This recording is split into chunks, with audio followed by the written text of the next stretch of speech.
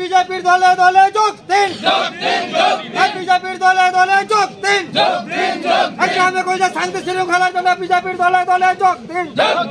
লোকসভা নির্বাচনকে কেন্দ্র করে নতুন কর্মসূচি নিয়ে পথে নামছে বিজেপি। দলীয় সূত্রে জানা যায়, আগামী 4 ফেব্রুয়ারি থেকে শুরু হচ্ছে বিজেপির গাঁও গাঁও অভিযান। এই কর্মসূচিকে কেন্দ্র করে শুক্রবার চোপড়ার চাউলিয়াগঞ্জ এলাকায় কর্মী সমর্থকদের নিয়ে প্রস্তুতি সভা করা হয়। উপস্থিত ছিলেন বিজেপি শিলিগুড়ি সাংগঠনিক জেলা সম্পাদক ভবেশ কর, মহিলা মোর্চার শিলিগুড়ি সাংগঠনিক জেলা সম্পাদক রঞ্জনা রায়, বিধানসভা নির্বাচনে কনভেনার অসীম বর্মন, চোপড়া 1 ও 2 নম্বর মণ্ডল সভাপতি দিলীপ দাস, বরুণ সিংহ প্রমুখ। পাশাপাশি এদিন সোনাপুর ও হাপ্তিয়াগঞ্জ গ্রাম পঞ্চায়েতের বেশ কিছু কর্মী সমর্থক জোড়া ফুল ছেড়ে পদ্ম শিবিরে নাম লেখান। বিজেপি নেতা ভবেশ কর জানান, 4 ফেব্রুয়ারি থেকে 11 ফেব্রুয়ারি পর্যন্ত গাঁও গাঁও কর্মসূচির মাধ্যমে সারা ভারতবর্ষ জুড়ে কেন্দ্র সরকারের উন্নয়নমূলক প্রকল্পগুলির সম্পর্কে সাধারণ মানুষের সামনে তুলে ধরা হবে। ঠিক একইভাবে চোপড়াতেও এই কর্মসূচি পালন করা হবে। চোপড়া থেকে গোপাল সরকারের রিপোর্ট, উত্তরবঙ্গ টুডে 24। গাঁও চলো অভিযানের প্রস্তুতিশালা ছিল। সেখানে 3টে অঞ্চলের বুথ সভাপতিরা উপস্থিত ছিল, মণ্ডল সভাপতি এবং বিধানসভার যারা প্রমুখ দায়িত্ব রয়েছে তারা ডাকা হয়েছিল, তারা উপস্থিত ছিল। এবং তার সাথে একটা জয়নিং প্রোগ্রাম ছিল চোপড়া অঞ্চল থেকে এবং হাপ্তি অঞ্চল থেকে জয়নিং। আমাদের মোটামুটি 150 মতো টোটাল, তাদের নেতৃত্বে, দুজনের নেতৃত্বে 150 কর্মী তারা টিএমসি ছেড়ে বিজেপিতে আজকে। আমরা কবে আসবে একটু যদি বলেন। দেখুন, চোপড়াকে পাখির চোখ করে চোপড়া যখন এগিয়ে যাচ্ছে, তখন এখানে কংগ্রেসের ইন্ডি জোট তো পিন্ডি চুপকে গেছে। সেই জোটের সর্বভারতীয় নেতা রাহুল গান্ধী, অধীর চৌধুরী তারা চোপড়ায় এসে রাত্রি প্রবাস করছেন। তারপরের দিন আবার আমাদের এখানকার টিএমসির যিনি সভানেত্রী এবং মাননীয় মুখ্যমন্ত্রী মমতা ব্যানার্জি পরের দিন এসে শর্ট র্যালি করছেন।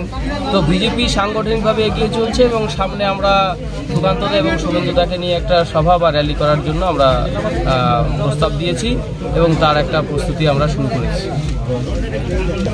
বিজেপি, দেখুন, বিজেপি সাংগঠনিক দল, বিজেপি সংগঠনের উপরে বেস করে চলে। আর অন্যের পতাকা ছিঁড়ে, অন্যের পার্টির ফ্ল্যাগ নামিয়ে দিয়ে, কারোর ধর্মীয় অনুভূতিতে আঘাত দিয়ে বিজেপি চলে না।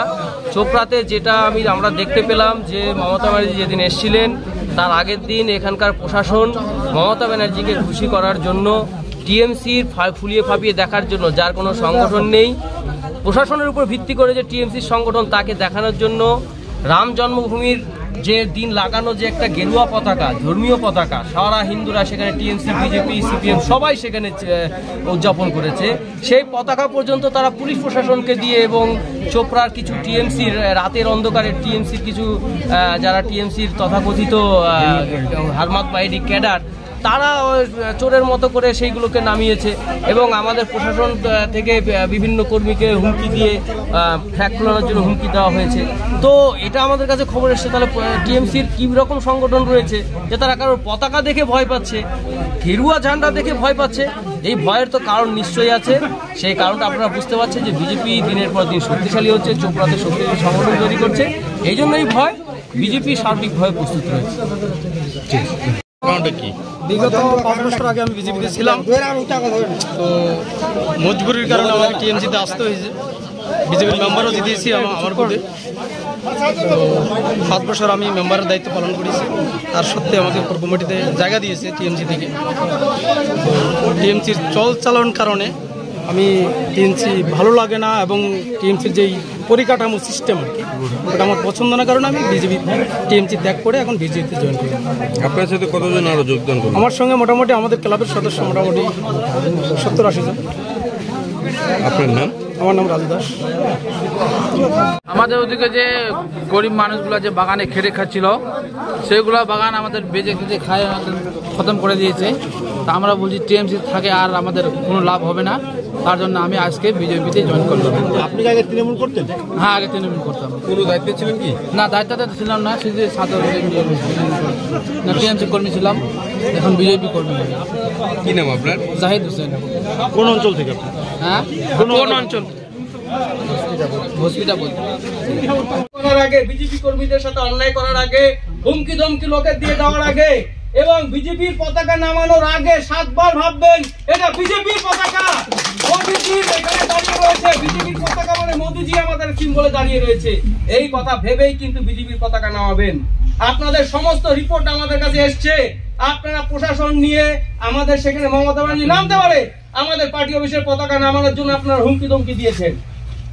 খবর এসছে, ইনফরমেশন থেকে খবর এসছে আপনারা রাম জন্মভূমির জন্য যে গেরুয়া পতাকা, সেটা কোন রকম পার্টির পতাকা ছিল না, আপনারা সেটাকে খুলে ফেলিয়েছেন।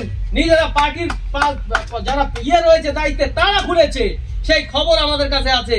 আমরা কিন্তু রেড বুকে তাদের নাম লিখে নিয়েছি। তাই ভুল যত বলছি, বারবার বলছি, টিএমসি যারা আছো ভুল শুধরে নাও, বিজেপির সাথে সাংগঠনিক ভাবে লড়াই করো।